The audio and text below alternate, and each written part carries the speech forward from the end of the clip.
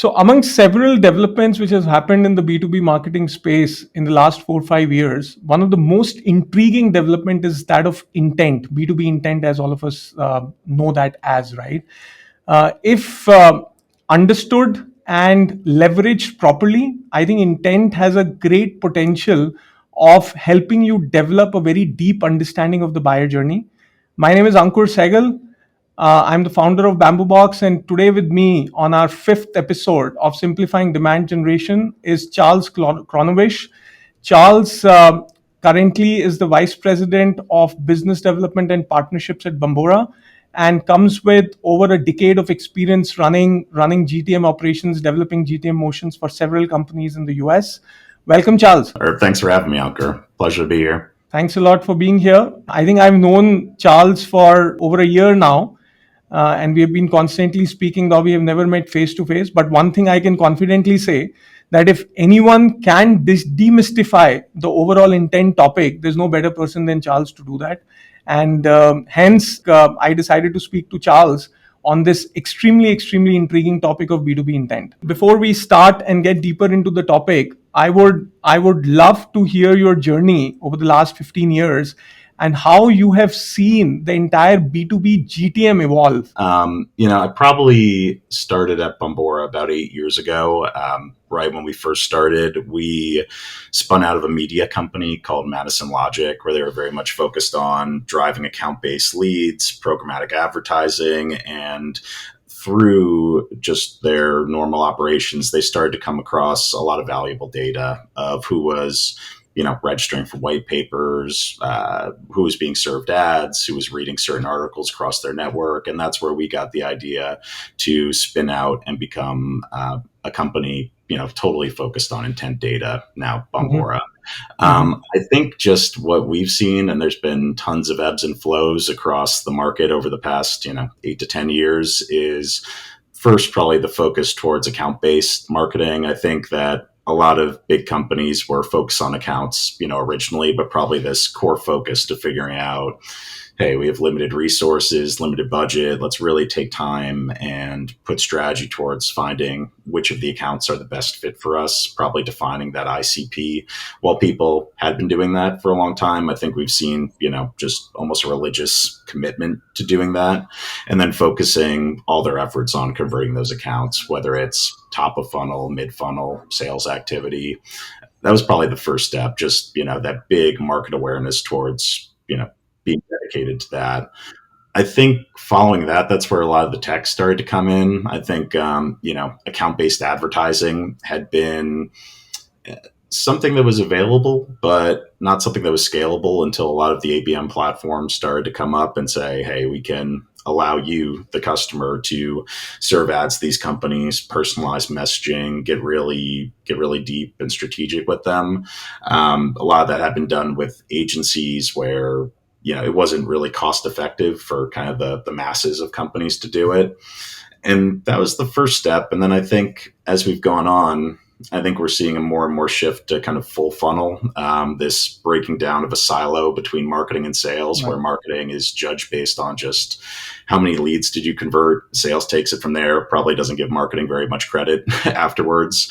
And they're working, really closely together. And now I think we're in this kind of generation of data orchestration, RevOps being more and more kind of prominent to say, here's where we're winning, here's where we're losing, here's how these things started. So probably, long-windedly, just a commitment to being data-driven, and then measurement, I think, is kind of what I've seen. Charles, you have been in sales for a very long time. As in, even in Bombora, I believe for the first 4 or 5 years, you were running sales organizations, and then into the partnerships. While partnerships also is primarily a sales function, it is no different from that. But how has that journey been? As in, coming from a direct selling to a partner motion?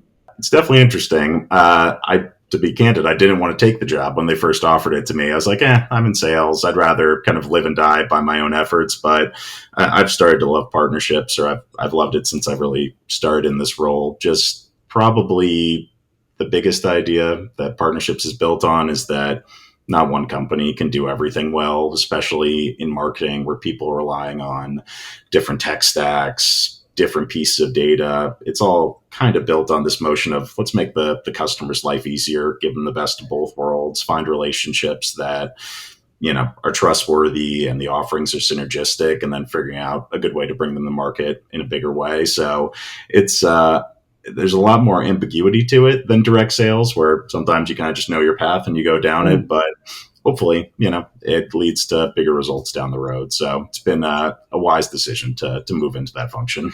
So that brings me to my first question, Charles. Help our viewers demystify what is intent. What exactly is this thing called B2B intent? The best way to think of it is relating it to B2C, which probably is a little bit more cut and dry and people understand. Probably the best analogy is something like B2C retargeting, where if you go and you're, researching some shoes on Nike.com and then you're seeing ads for them, for the next couple days, really why they're doing that is because you've shown some intent as a consumer that you're interested in shoes and they want to capitalize on that. They know they have a higher level of probability that you're in market for something, and they want to serve you ads of things that are relevant to you. B2B is a lot more complicated because, not just one person makes a decision, where I'm probably the only person involved in my shoe purchase. Whereas if I was buying a software, I'd need people buying in from IT, from finance to sales leadership, and Bombora is still a small company. So for big companies, a lot more people are involved. For B2B, it still is that concept, though. We want to look at, online web activity compliantly to try to understand, companies and organizations that are interested in the end customer services, so we can help them, dedicate their efforts and their budgets to sell and market to them effectively. And hopefully, talk to them about what they're interested in hearing about versus, a lot of spam emails, ads that aren't relevant to them, trying to make, their online B2B experience a little more relevant. I'm sure there are multiple ways in which Bombora and other companies who play in the area of intent, they capture this information from the web. What are those different ways, and how trustworthy or how authentic is this information? There are several different providers in the B2B, I'll call it third-party intent space. We have a pretty unique approach to doing it, where we've built a big cooperative of partners that are, heavily trafficked websites in B2B, places like Forbes, Bloomberg, Wall Street Journal, thousands of more niche, vertically specific publications. And we've taken what we think is the harder road of going directly to those publishers or sources of content and building partnerships with them so that they share data with us anonymously, so not sharing who the person is or exactly what website they were on. And we're kind of this clearinghouse to aggregate all this online research activity, people reading articles, downloading white papers, registering for webinars. And then we see about 1 billion online interactions a day where people are consuming content about certain B2B things. And then we try to find the signal within that noise, because probably, the dirty secret of intent data is not every signal you see online means anything. So that's where we create our company surge algorithm to try to understand what's normal for a company, how much do they normally consume information on given topics, and then only return back to them certain spikes. We're probably the only company that has a co-op exactly like we do, where we're working directly with the sources of content and then also making sure those sources of content comply with getting all of the users' consent to collect this information. Other companies collect data, slightly differently through sources like Bidstream data or other exchanges, but we feel like ours is probably the most sustainable in terms of privacy regulations that are either in place now or shortly coming, and also, just the most accurate, or at least we hope so.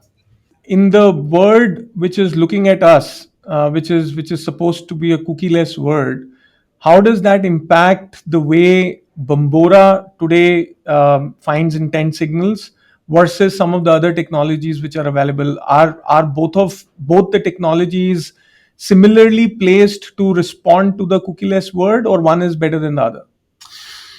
We think we're in a very good place considering that kind of relationship between us and the sources of content, where really our surge data, kind of our analytics to say here are companies in big spikes or here are companies that are waning in interest, that's not really reliant on a cookie on our side, or it's not reliant on a third party cookie, which is really Mhm. what is going away in the near future.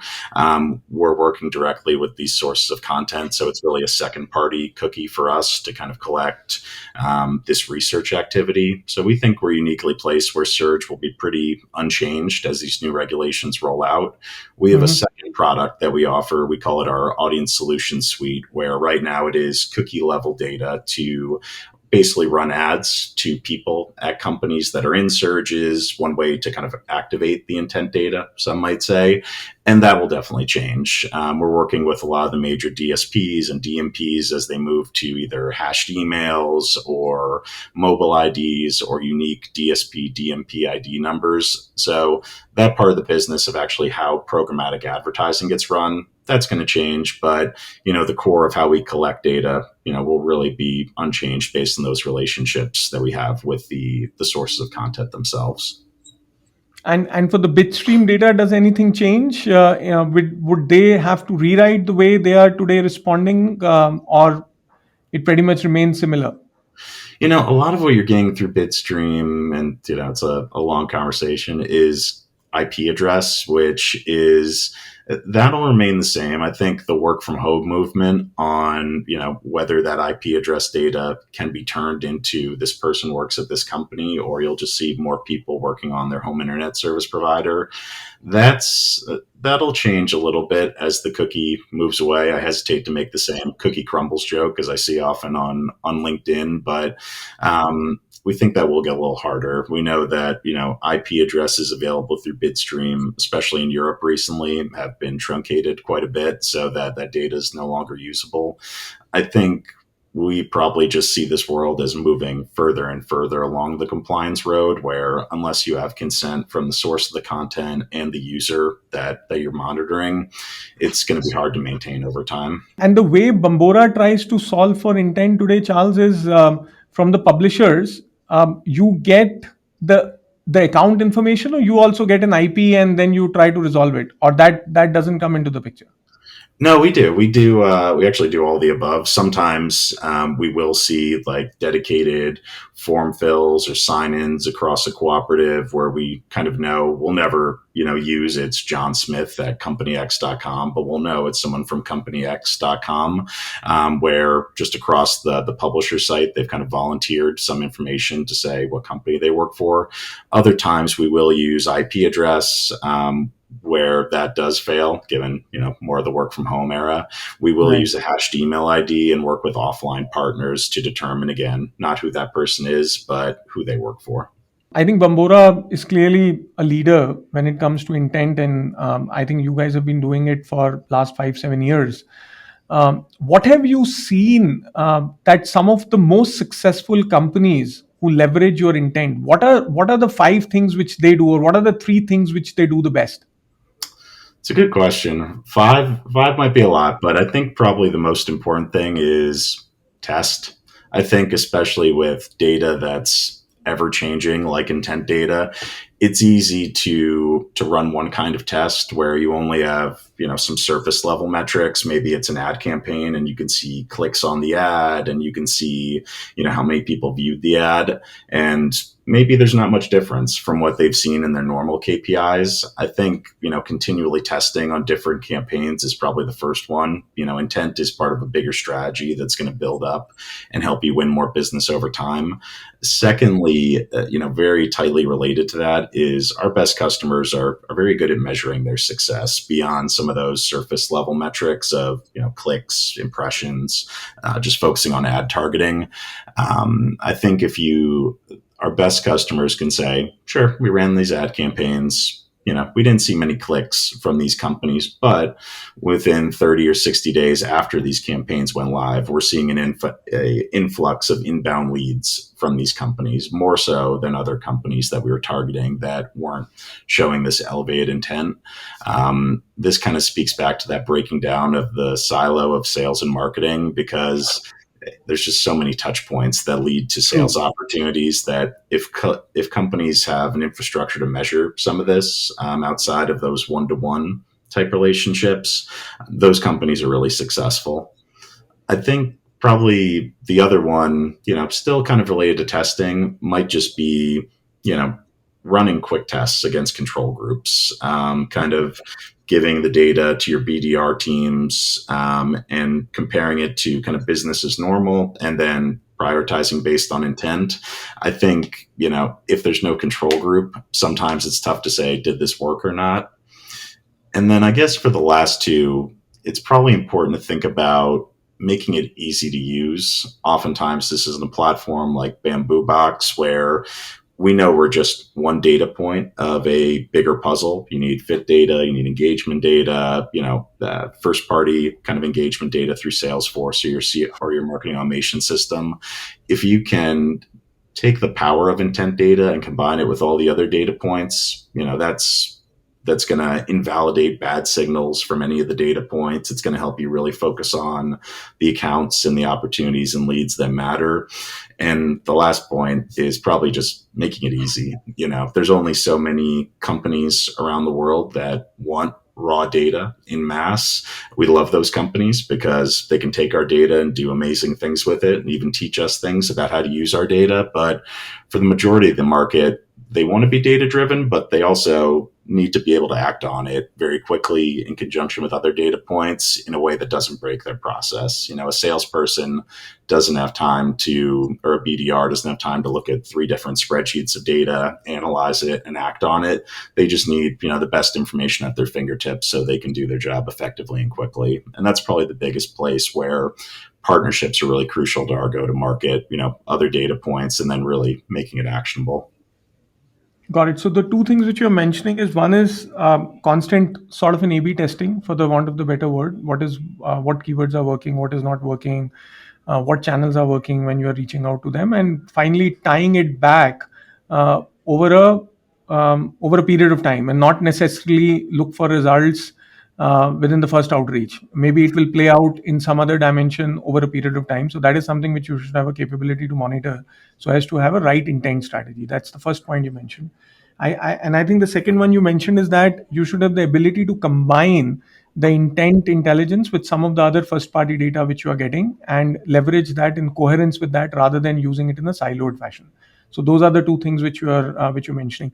So Charles, tell me, when we speak to our customers, and when we hear their stories on the intent side, one of the constant questions which we get is that, how do we choose our topics? Are our topics similar to our SEO keywords which are there on my website, or the topic is very different from an SEO keyword? And how do you successful customers decide their topic strategy? There's a couple ways that our customers do it. I think the best way is always to lead with data. We have a process that you guys are familiar with too. We call our historic buyer's journey and our look back analyses. And I think really what we're doing is we're looking back across a set of accounts where the end customer knows there was intent. They either had a deep opportunity or they won the account, and we can look back in time. Our data refreshes weekly. So we'll look back week over a period where the customer agrees, like, this is how long their evaluation cycle is or how long our sales cycle is. And we'll really just show them, like, hey, here are the topics that were extremely predictive that we saw at the beginning of a customer's buyer's journey. And usually we'll see these are more broader topics, somebody that might not know a solution that they're looking for, but they know they have pain points or a problem. And once they start progressing down their buyer's journey, they'll start to show interest in really specific topics, vendors' names, detailed topics very closely tied to the product or service that the vendor provides. So I think those historic journeys are usually an eye-opener, one that, hey, intent data is real. It did predict a lot of this activity, or they saw intent when we were seeing our first party intent. And then it also helps them with onboarding to devise which topic clusters they should move forward with, as they start to roll it out in real life. I think probably the big eye opener is, that Bombora or other intent data companies, if they do something similar, saw intent on accounts that we gave them. How many other accounts are out there that they saw that we had no idea about. Where if we had the data, we could True. have acted on it and moved them into our pipeline. When you look at the historical analysis, I think there are topics which people find in the accounts which have had successful outcomes or not so successful outcomes. People can look at those topics. Are those topics a one-on-one map with the SEO keywords, or those topics are a group of SEO keywords? Is that the lens to look at them as? When we work with people, there is always an excitement to add as many as topics as they can to capture intent on. Somehow my personal opinion has always been that it's not a great strategy to add as many as topics as you can, but it's better to choose, be very crisp, so that you don't get a lot of false positives, right? So what have you guys seen, and what is that you can tell our audiences how they should avoid this trap of trying to find their SEO keywords in the intent topics? It's a nuanced application. Everybody knows SEO keywords. Obviously, Google's made a fortune off building a business around them. I would think of the difference between topics and keywords as really an SEO keyword. You're looking for just the presence of a set of characters, a set of words in any given article. Hmm. Some of them, you might not need much context. If they say your company name, you probably want to know, hey, anybody that reads an article in my company name, it's worth me knowing about. But for some more broader concepts, conceptual topics, it doesn't work that way, where you can't just scrape the keywords in certain articles and know there was intent there. The way that we train our topics is similar to what you mentioned as a clustering of SEO keywords, but not quite. Really, when we add a topic to our taxonomy, we're having a human team, kind of an expert team tasked with going out and finding content relevant to that topic. Oftentimes, we'll work with the customer that's requesting it to say, here's a keyword, a topic, let's say it's endpoint security, and they'll give Mhm. us 3 product pages or one sheeters that they've created on their endpoint security solution. We feed that to our natural language processing, which is built on machine learning, to say, hello, machines. These are 3 articles that really understand endpoint security really well. Read them, consume them. We'll find another 100 articles that have similar content, and we'll train them to understand that content in context, so that one thing is that we'll see articles that don't have those keywords in them, and we'll know it's about this concept of endpoint security, and we'll be able to score different interactions based on how good the content is, for lack of a better term. So there could be some articles that just say endpoint security almost randomly, unrelated to the main point of why someone would read that article, and we'll Mhm. be able to note, hey, endpoint security was in here, but it's not the main focus of the article. So let's take this interaction with a grain of salt, so to speak, versus other articles that are comparing, 6 different endpoint security providers against one another. And we'll be able to score that interaction as much more intent heavy, quote unquote. So while I think I think some companies and some customers, really want to match it to their SEO strategy one to one. This notion of these keywords and these topics being the exact same are a little different, because we're really trying to understand kind of the nuances in online interactions to try to push out a lot of the noise that could be found. When you see a billion interactions a day, you're going to see a lot of things that could be interesting, but you won't be able to act on all of them unless we put it, in this topic-based concept and produce this surge data to try to eliminate all of those kind of false positive signals. Got it. So what I hear you saying is, of course, the topics are not a one-on-one match with your SEO keywords. A topic possibly is a combination of some of those concepts, if not direct keywords.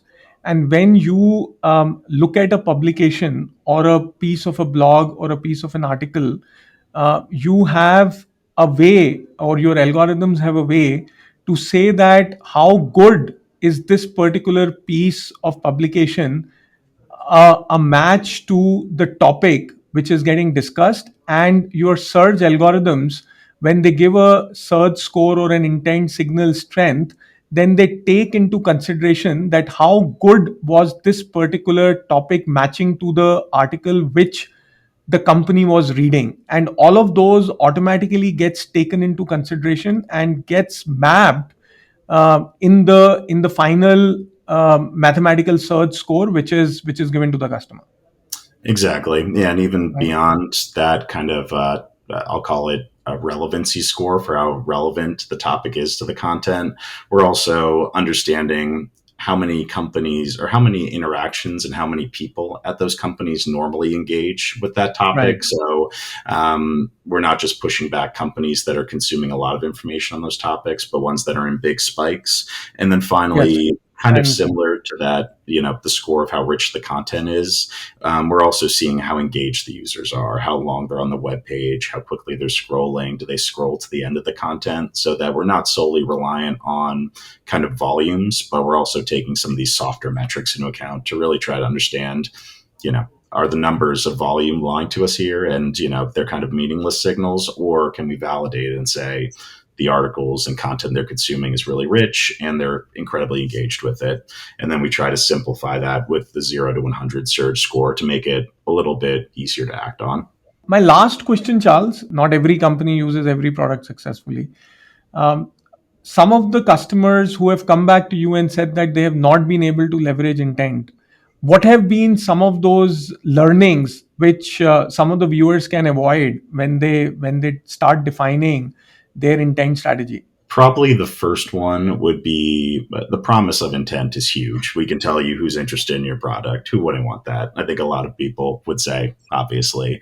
But I think having the right infrastructure to act on that intent, a platform like BambooBox or getting the data into Salesforce, for one use case is really powerful because, we're very much a data company that's going to push you kind of company level data and analytics on their interest. But if it's not in a system where you can act on it quickly before the intent changes and with relevant content or messaging, it could be the best data in the world, but you might be, chasing your tail a little bit, if that's a good saying. So I think one is just the infrastructure to make the data actionable. Probably the second one is a plan for which use cases you're going to use the intent data for quickly.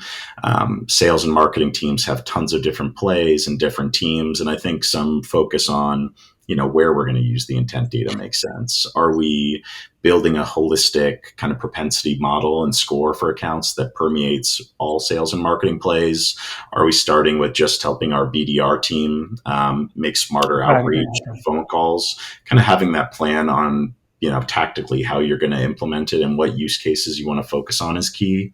And then probably the last one, having some system in place to measure the results, because a lot of times, anecdotal feedback doesn't help. Or I've heard plenty of customers say, yeah, we gave it to 2 of our salespeople and they weren't sure they were getting more meetings than they had been previously. And that's where I mentioned before, RevOps, marketing ops is a key partner to us where we can set up kind of measurement to say, hey, you increased your BDR connectivity rate by 15%.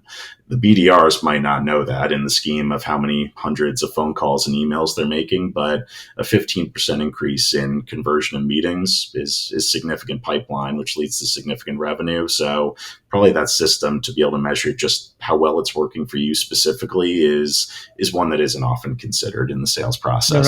All right. I think you made an interesting point. I think the second and the third point are quite related, right? Unless you have a very clear use case, it's very, very hard to define a measurement, and vice versa, right? So I think this is super helpful. I'm sure people who are already using intent will have some insights to draw from here, how to leverage it in a much more effective manner. And the ones who are sitting on the fence, I hope they get some ideas on how to start leveraging intent to streamline and make their entire outbound motions more impactful from here on. Thank you so much, Charles. This was very, very insightful. Thanks, Ankur. I hope it was helpful, and we're here to help for anybody that's interested in learning more. Thank you. Ladies and gentlemen, this is Ankur Saigal signing off. This was our 5th episode of Simplifying Demand Generation with Charles Crnoevich. Stay tuned in for many such insightful conversations with demand generation leaders across the globe. Thank you so much.